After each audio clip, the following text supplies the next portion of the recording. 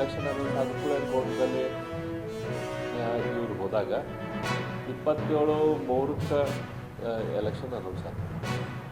13ನೇ ತಾರೀಕಿಗೆ ಮೋಸ್ಟ್ಲಿ ಇವ್ರು ಕೋರ್ಟಿಗೆ ಹೋದ್ರು. 13 ಏಪ್ರಿಲ್ 23ನೇ ತಾರೀಕಿಗೆ. ಆವಾಗ ಆಲ್ರೆಡಿ ಎಲೆಕ್ಷನ್ ನಡೆದಿತ್ತು. ನಮ್ಮ ಸರ್ಕಾರ ಆಡಳಿತದಲ್ಲಿ ಇದ್ದಿದ್ದಿಲ್ಲ. ಅಂದರೆ ಎಲೆಕ್ಷನ್ ಅನೌನ್ಸ್ ಆದಮೇಲೆ ಮುಖ್ಯಮಂತ್ರಿಗಳ ಅಧಿಕಾರ ಬಂದಾಗ್ತದೆ.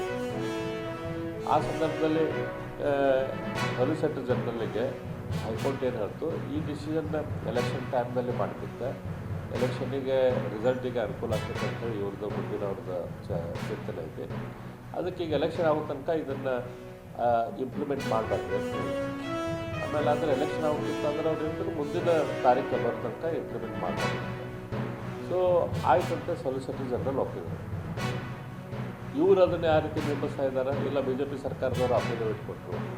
ಅಫಿಡವಿಟ್ ಕೊಡೋದು ಅಂತಂದ್ರೆ ಒಂದು ರೀತಿ ಪತ್ರ ಬರೆದು ಕೊಟ್ಟಂಗೆ ನಾವು ಇಂಪ್ಲಿಮೆಂಟ್ ಮಾಡೋದಿಲ್ಲ ಅಂಥದ್ದು ಯಾವುದೇ ರೀತಿ ಕೆಲಸ ಭಾರತೀಯ ಜನತಾ ಪಕ್ಷ ಸರ್ಕಾರ ಮಾಡಿಲ್ಲ. ಯಾಕಂದ್ರೆ ನಾವು ಮಾಡಿದ ರಿಸಲ್ಟಿಗೆ ನಾವೇ ಹೆಂಗೆ ಓಟಾಗಿ ಕೊಡ್ತೀವಿ.